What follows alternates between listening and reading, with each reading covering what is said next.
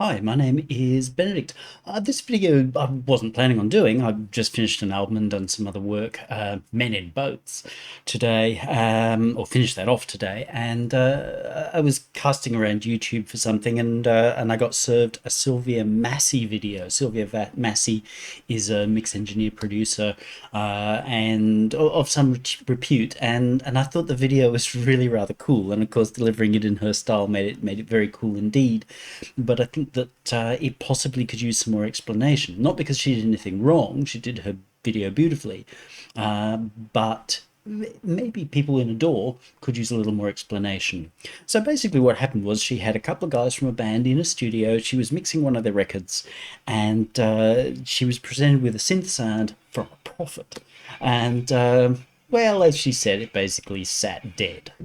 And this is a thing that as a mix engineer I encounter as well. People often put sounds into their mix, sometimes in enthusiasm for saying, let's use a synthesizer. But they put sounds into their mix thinking, oh, that's going to be cool, but not necessarily thinking of their role. And as a mix engineer, my role then becomes how to make that sound work in the mix. Now, obviously, the very best way to make a sound work in the mix is to give it a good role in the first place. If you've got a great role for your sound, then it's going to make sense. If not, then we've got a few things to do, or if you don't really know how to make that sound work, how to develop that sound, then that is why you have sound engineers. You know, we are skilled in this. We spend our whole lives doing this. So let me kind of give an explanation. There was this sound. It was just playing chords, I think, and it was a brassy sound, but it was a dead duck. It doesn't matter whether it was a Prophet, it was a dead duck. So the first thing that I would say is, where possible, look at your sound. This is a kind of basic brass preset that you might encounter somewhere. Now, it sounds cool, but it's dead. It doesn't have any life, any movement. The first thing that people are going to do is they're going to tend to go, ooh, let's unison it. That'll make it good. Yeah, but it's like everybody presses the unison button, so really it's probably not the first place you want to go. So we'll turn that off. The thing that you might look to do is a little bit of vibrato. Now you can even set it so that the vibrato has a little bit of delay on it. So let's overdo this. Maybe a little too overdone.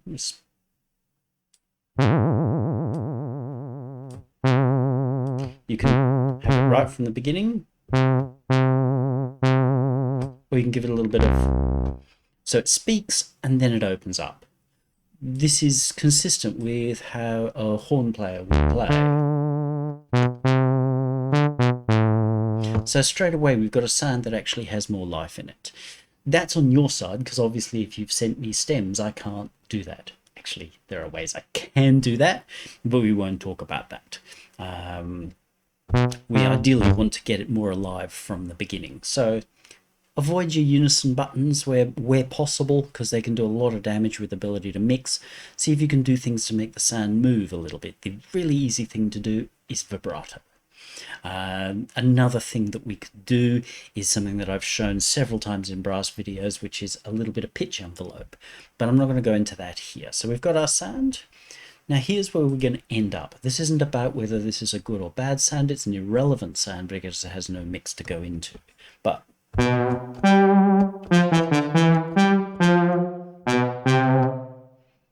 and if we've got all our effects in,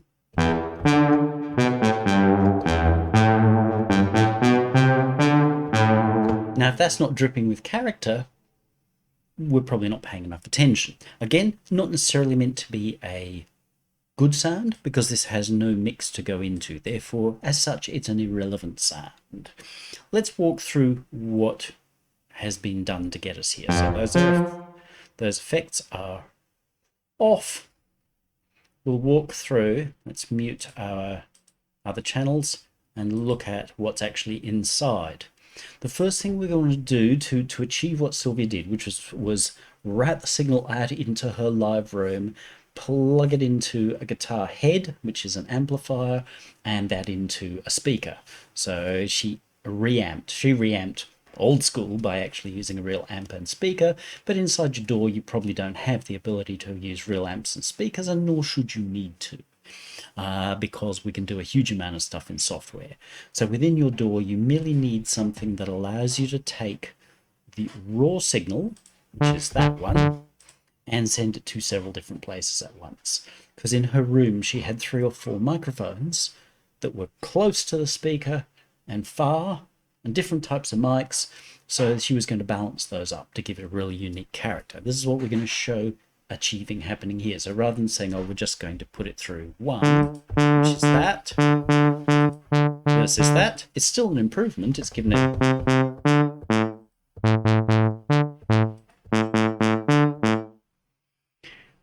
We're running, in this case, 3 different outputs. So if you have a modular setup, it's pretty easy. You can just pull the outputs from that synthesizer, send it off to process A, process B, process C, and then mix them all back together. In Reason, we have a very nice parallel situation. So you just go to your raw track and say create parallel channel, which we can't do because we've already got one coming off it. So we just keep spawning parallel channels, and those parallel channels are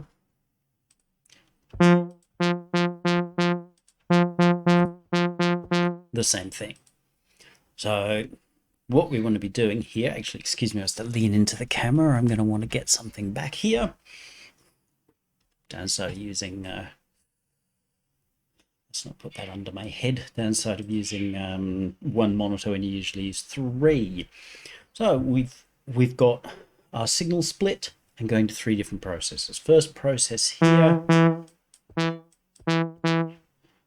and we will turn off our EQ as well. Oh, it's hard. 1 screen, who can do it? Let's shrinkify that. We don't need the master section. So the first thing I've done is I've put it into an overdrive unit. I like Scream a lot. You can use whatever you like. I've used the tube, but we can use overdrive, distortion. Fuzz is just going to be too much. Tube I like. Tape's kind of cool too, but I like tube in this instance. And I've put it through the body section. The body section is a resonator. It's basically a very simple loudspeaker emulator. So that gives us a different sound.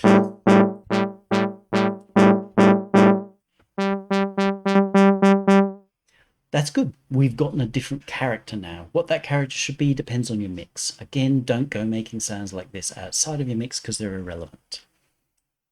And then a little bit of space. Remember, Sylvia was using mics in a real room. So every single one of those mics was actually going to be sucking in room as well, just as this mic is also sucking in room. So I'm going to give you 3 different room sizes. The first one here, just using the simple Rev 7000, it's not that simple. A small space rather than a room or hall.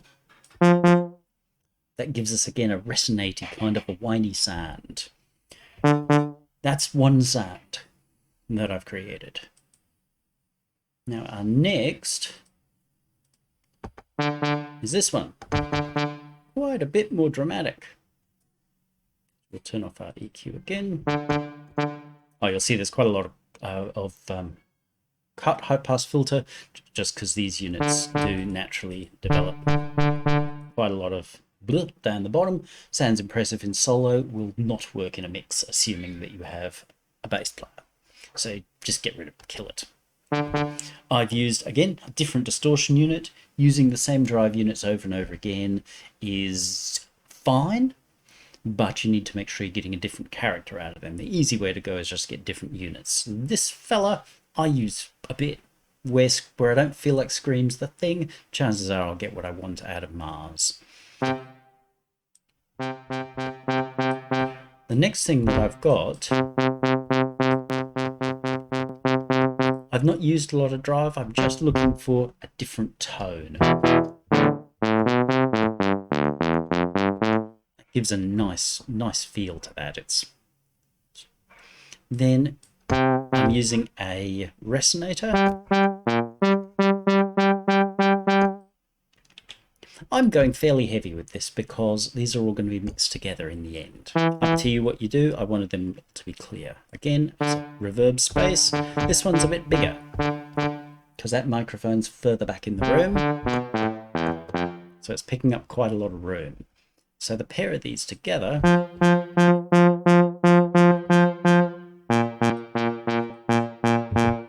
we're starting to get a much more interesting sound than our original. Now our third parallel, again we'll turn off our EQ. It's good to always do an unusual sound. So this sound is definitely on the quirky side. Raw, it goes into a ring modulator. Let's just open that up and drag it back in so you can see it.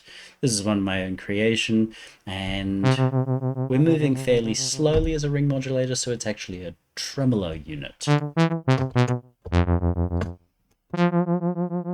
We could get up into...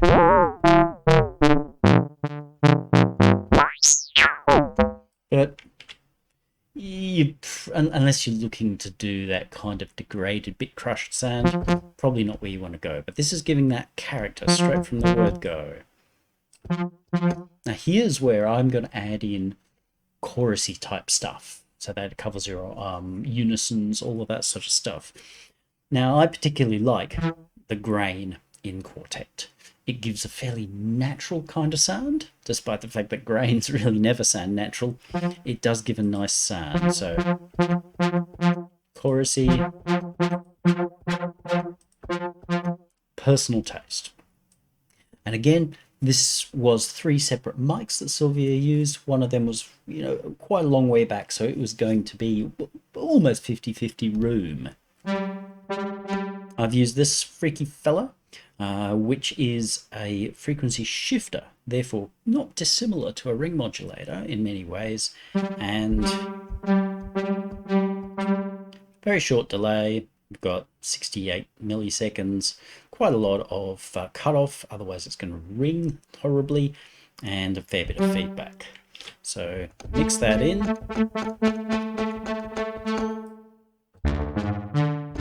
We've got a fairly roomy sound. Now each of these we then want to put up into a mix. Because we've got the option, we might as well EQ them. So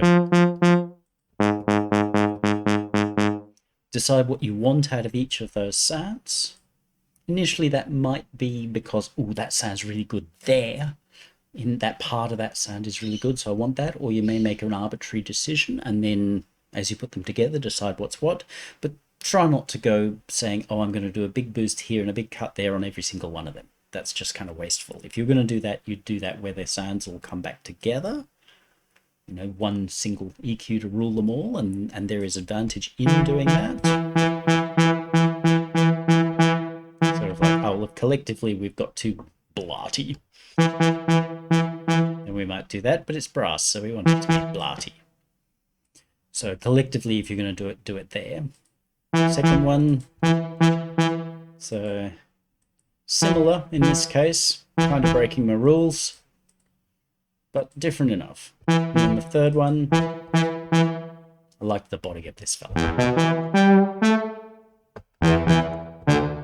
So we transition from, I don't want to play a chord.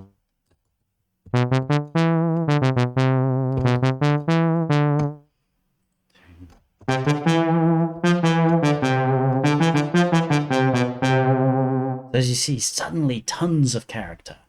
Again, is it a good sound or a bad sound? Don't know. It's got no purpose, got no mix to go in.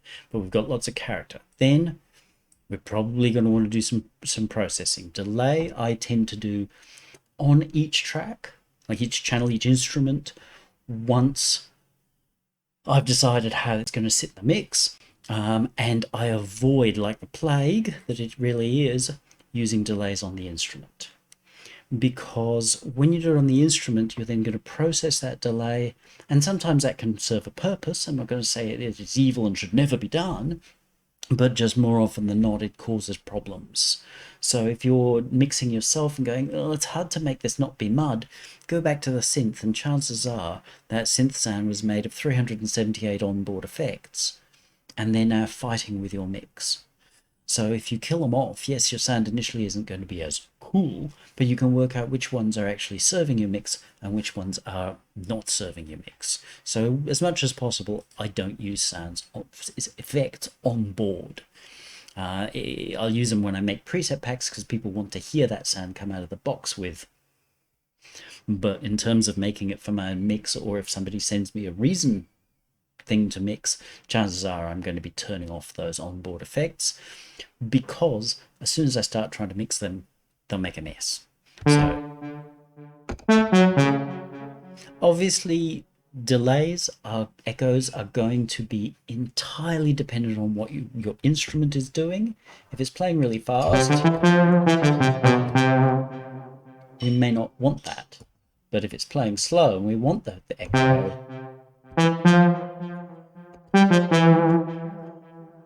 so again, you can't make those decisions till you've got a mix to work with. And the other thing with delays, which I always say to people, is try not to make them BPM delays, or at least not all the time, because with everything perfectly locked to tempo, there's no excitement. The real world is not locked to tempo. You know, if you're down the beer garden listening to this band called Metallica play, the echoes that you're hearing are not beat synced in that room. And then reverb. Now reverb, I do minimal reverb on the instruments and mostly use a send. So this is my favorite reverb of the moment. Yes, I did make it myself. It's not advertising, it really is my favorite reverb of the moment. Everything I've done over the last however many months that I've had this has been with this unit. I would use it on a send. I'm just not showing it here because it helps me minimize the number of windows and what have you that I have open. So it would be over on the masters over here as a send and return. So now we've got plenty of space and character in our sound. It's gotten a fair bit louder, but that's quite all right. Another thing we might consider is compression to pull them together, but compression's a mix-based thing, so we're not going to waste time going, this is just how you can compress this sound, because it'll compress nice for when it's on its own, but it's probably going to be useless in a mix. I've talked about compression other times. So quite simply, this is what we did. We went from to. Now in a mix, that's going to have tons of character. If that's a rock mix, and an edgy indie band kind of mix, that's really going to stand out. And it's not going to sound, it's going to sound like a synth, but it's not going to sound like, ooh, somebody got a MIDI synth. It's actually going to sound like a raw, raunchy sound. So again, if you hadn't to have watched Sylvia Massey's video, brilliant. This is showing how we can achieve the same results inside a DAW without having a real room. Who'd want one of those? Real. If you haven't, scoot over, have a look at it. It's rather amusing. You'll essentially see the same thing being done, only with a real room, of taking that sound, putting it out into the real world, into a guitar cabinet, 3 speakers, three microphones, balancing them up, bringing them back in. Hey presto, sound that was dead suddenly becomes nice and lively and funky. Any questions? Don't hesitate to ask me. Of course, if you're looking for somebody as a mix engineer to help bring your music to life, please talk to me.